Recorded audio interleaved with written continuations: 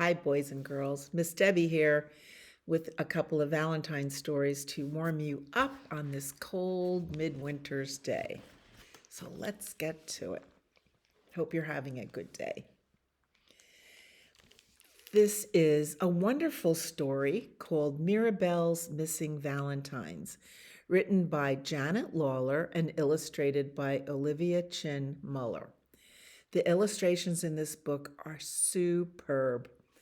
I hope this gets an award because it's just, look at the colors. This kind of like slate blue and a poppy red. Nothing garishly bold, but here's little Mirabel. And in the story, you can see her sack has a hole in it, and all of her valentines are flying out the back, and she doesn't even know it. But the illustrations here, I can't say enough about it. This is the what we call the cover pages. And here's the route that she takes to school. There's the schoolhouse. And the people that she meets along the way who have actually found the Valentines that went missing. And the end pages in the back are even different. It's like leaving the school and going home. Just a delight. This is a book you could, if you borrow it from the library or if you own it, you could read it and read it and read it and look at those pictures and just enjoy it to pieces. Mirabel's Missing Valentines. This is the title page, and here we show the name of the publisher, Sterling Children's Books. So I'm going to look for more books from Sterling and to see what other goodies they have for us to enjoy. Mirabel was very shy. She'd always been that way.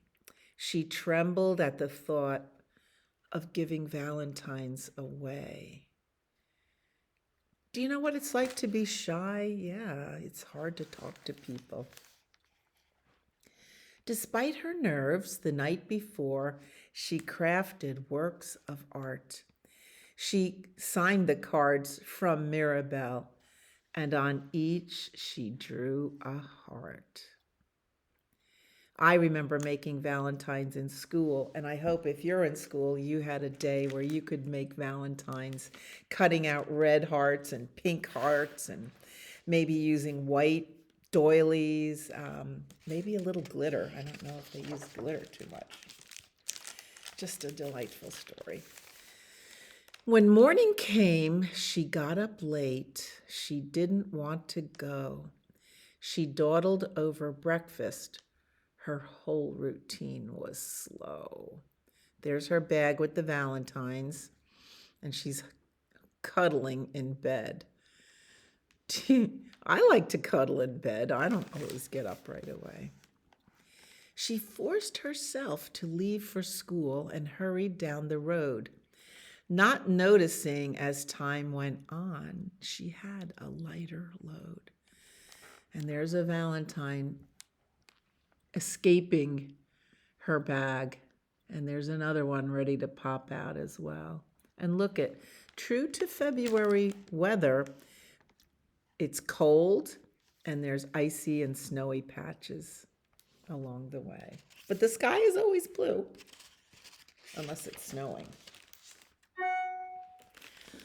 A lonely lady looked inside her empty mailbox twice, but after Mirabel went by, she smiled and thought, how nice.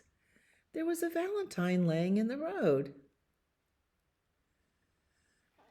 There's Mirabel up the road.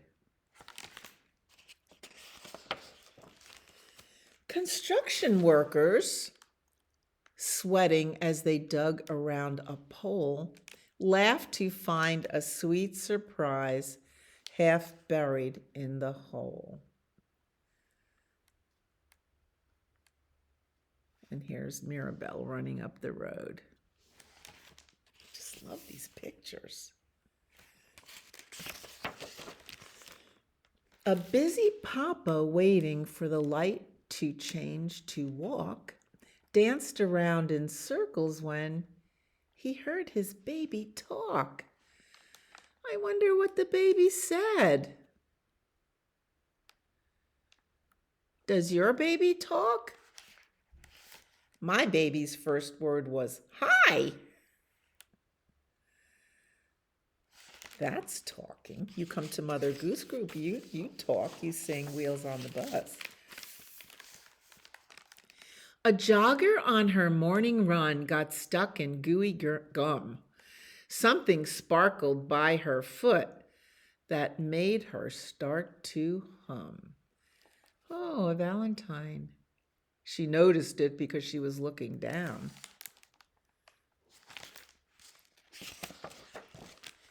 A garbage man, enduring yet another rotten smell, chuckled as he grabbed a scrap before the scooper fell. Where's the scrap? Oh, he grabbed it up. Do you like to watch the garbage man coming up the road and honk? It's just a lot of fun. That big truck, boy, oh boy. Then everybody heard a cry. It was Mirabel. I've lost my Valentines. And so it dawned on each of them, perhaps this isn't mine. So the old lady, the construction workers, the jogger, the dad, the garbage man. They hurried up to Mirabel. Your cards have made us smile. Thanks for sharing them with us, if only for a while. Mirabel was happy that she'd brightened up their day. Now she'd made a few new friends. Perhaps she'd be okay. That afternoon at party time, she joined in all the fun. She traded cards with courage, and she beamed when it was done.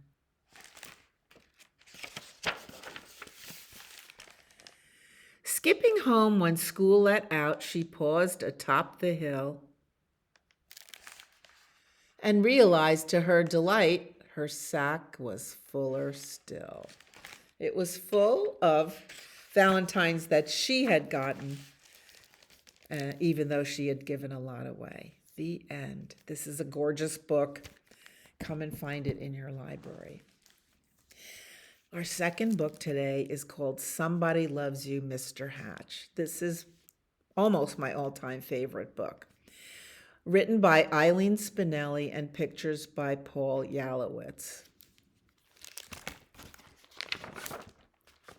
And published by Simon & Schuster Books for Young Readers.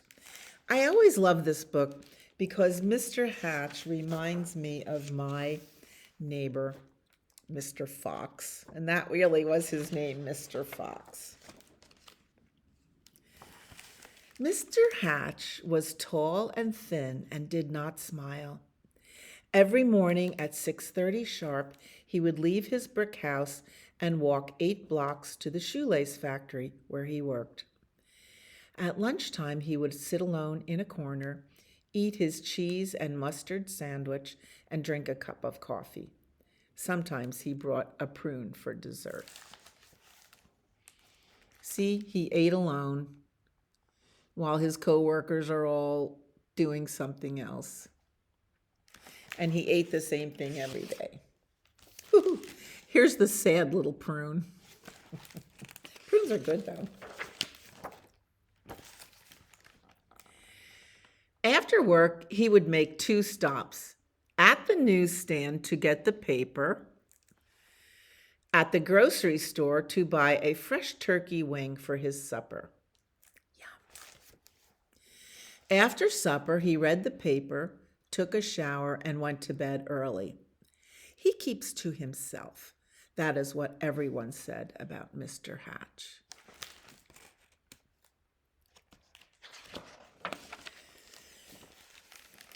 One Saturday, when Mr. Hatch stepped onto the porch with his dustpan and broom, he got a surprise. A package wrapped in brown paper. He had never spoken to the postman before. "Thank you, Mr. Goober," he said. Mr. Goober smiled. "You're welcome. I always enjoy delivering packages." Mr. Hatch tore the brown paper off. Inside was a white box, which he opened to find another box. This one was heart-shaped, all satiny red, with a pink bow on top. It was filled with candy. Something fluttered to the porch floor. It was a little white card. He picked it up. It said, "Somebody loves you." Only then did he remember this was Valentine's Day. Look at the size of that box of chocolates. Somebody loves you. Mr. Hatch wondered and wondered. Now, who would send this to me? He was all alone. He had no friends, and yet someone had sent him a Valentine. Who? He put the box on the coffee table and tried to do some dusting, but every time he left the room, he had to keep peeking to see if the box was still there. He dusted and dusted, and the dust cloth seemed to whisper, "Somebody loves you. Somebody loves you." At last, he flung the dust cloth away and exclaimed, "Why, I've got a secret admirer." And then he did something he had never done before. He laughed. He laughed and danced and clapped his hands. And then he took a piece of candy from the box and ate it.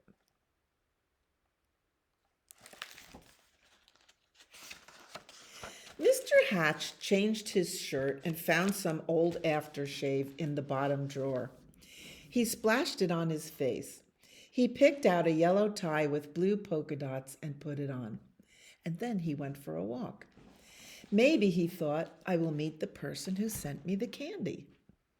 Of course, no one had ever seen Mr. Hatch wearing a tie, or smelling of aftershave, or smiling, so he got a lot of attention. Mrs. Weed tripped over her dog.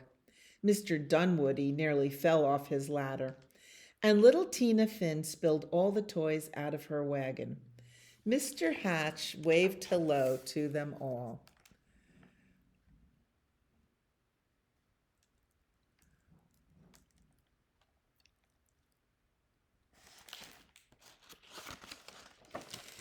On Monday, it was back to work. At lunchtime, Mr. Hatch sat in the middle of the cafeteria.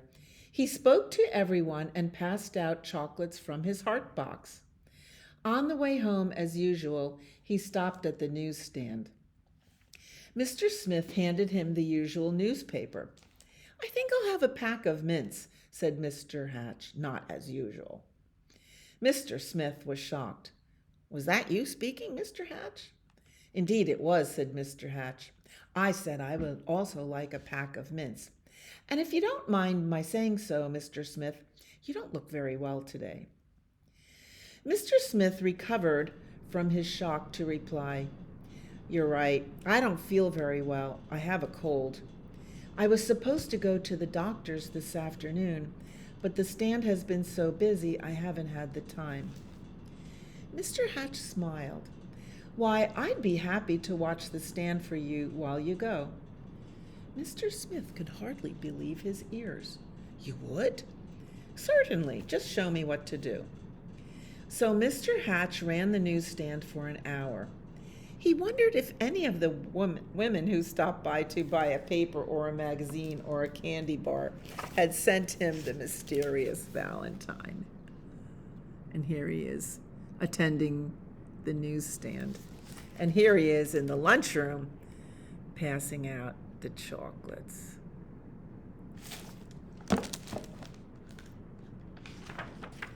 When Mr. Smith returned, Mr. Hatch made his usual stop at the grocery store. "I'm a little tired of turkey wings," he told Mr. Todd. "I think I'll have a nice, fresh slice of ham."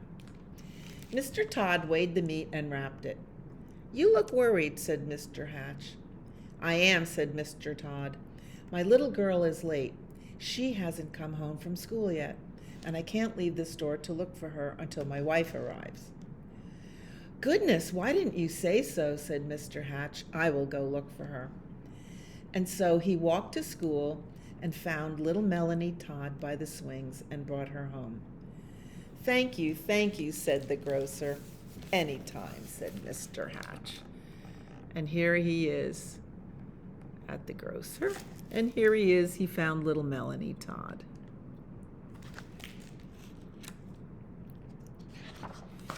After supper, Mr. Hatch did not bother to read the paper. He decided to bake brownies instead. It would be nice to have brownies to share the next day with the people at the shoelace factory. As he baked, the warm chocolate smell of brownies floated through the neighborhood. Children gathered round Mr. Hatch's house, sniffing the air. "Well, I suppose the factory can wait," said Mr. Hatch as he looked out the window, and he brought out 2 platefuls. "Now what are brownies without lemonade?" he said, and he stirred up a nice cold pitcher. When the parents came to gather their children, they had some brownies too. It turned out to be a picnic in Mr. Hatch's backyard. He dusted off an old harmonica and played songs he remembered from his boyhood, and everybody danced. That turned into an impromptu party. Do you know anyone who plays the harmonica these days? Not me. And so the days and weeks went by. When Mr. Hatch wasn't smiling, he was laughing. And when he wasn't laughing, he was helping someone. And when he wasn't helping someone, he was having a party in his yard or on his porch. He seemed to have forgotten about finding the person who sent him the Valentine. Then, one afternoon, Mr. Goober, the postman, came to his door. His face was very serious. "Come in, Mr. Goober," said Mr. Hatch. "You look upset." "I am upset," he said. "I made a mistake some time ago. My supervisor is very angry with me. Do you... Yes, Mr. Goober, what is it? Do you recall the package I delivered to you on Valentine's Day, I think it was?" "Yes, I believe so," replied Mr. Hatch, beginning to feel a little uneasy. And here he is answering the door. Children are playing on his porch. He's reading a story to other kids. Empty box of chocolates. "I don't suppose you still have the package," said Mr. Goober sadly. "As a matter of fact," said Mr. Hatch, "I still have the box. The candy is gone, though. Why do you ask?" The postman took a deep breath. "I'm afraid I delivered it to the wrong address. It was supposed to go to another house." Mr. Hatch recalled tearing off the brown paper. It had never occurred to him to look at the address. He fetched the heart-shaped box and the pink bow and gave them to the postman. "I do hope your supervisor won't be too angry with you now." The postman was heading down the sidewalk when Mr. Hatch called from his porch. "Mr. Goober, I forgot something." He gave the postman the little white card. It said, "Somebody loves you." Alone in his living room, Mr. Hatch sighed.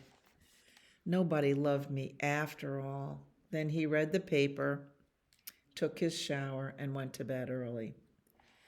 The next morning at 6:30 sharp, Mr. Hatch left his brick house and walked 8 blocks to the shoelace factory. At lunchtime, he sat in the corner by himself, ate his cheese and mustard sandwich, and drank a cup of coffee. Here he is leaving the house with his old boring clothes back on, sitting alone in his lunchroom while his friends looked on, wondering what was wrong. After work, he stopped at the newsstand for his paper, but he did not speak to Mr. Smith. And when he ordered his turkey wing from Mr. Todd, he did not smile. Nor did he pat little Melanie Todd on the head, or bake brownies, or have picnics or parties, or play his old harmonica anymore. Everyone whispered, "What is wrong with Mr. Hatch?" Mr. Goober, the postman, told them. "But we love Mr. Hatch," insisted Mr. and Mrs. Dunwoody. "He gave us flowers for our garden. He helped to mend our back fence." Mrs. Weed nodded. "I love him too. He saved his bones for my dog Ruffy." Ruffy barked. She loved Mr. Hatch too. Mr. Smith told everyone how Mr. Hatch had watched his newsstand so he could visit the doctor, and Mr. Todd told everyone how Mr. Hatch had found his little girl. All the children in the neighborhood remembered Mr. Hatch's wonderful brownies and lemonade, and most of all his laughter. "Poor Mr. Hatch," they said. "What can we do?" Then Mr. Goober announced, "I have an idea." And here is everyone recalling in their mind what Mr. Hatch had done for them. And then Mr. Goober said, "I have an idea." On Saturday morning, Mr. Hatch woke to a bright and sunny day. He put on his old overalls and went out to the porch with his dustpan and broom. He couldn't believe his eyes. I'm going to cry. All over the porch were red and white hearts and pink bows. There were boxes of candy on the chairs and yellow streamers flowing from the ceiling. And sticking up out of his mailbox was a shining silver harmonica. The front yard was filled with people, happy, smiling people. They were holding up a huge sign with hand-painted letters, and it said, "Everybody loves Mr. Hatch." Look at, he's so surprised. Wow, everybody loves Mr. Hatch. Mr. Hatch dabbed at a tear with his handkerchief. I do believe he sniffed, "Somebody loves me after all." And then he smiled, and then he laughed, and then he turned down, and then he hurried down to be with his friends. The end. Beautiful book. Thank you for listening to my favorite Valentine stories, and I will see you next time.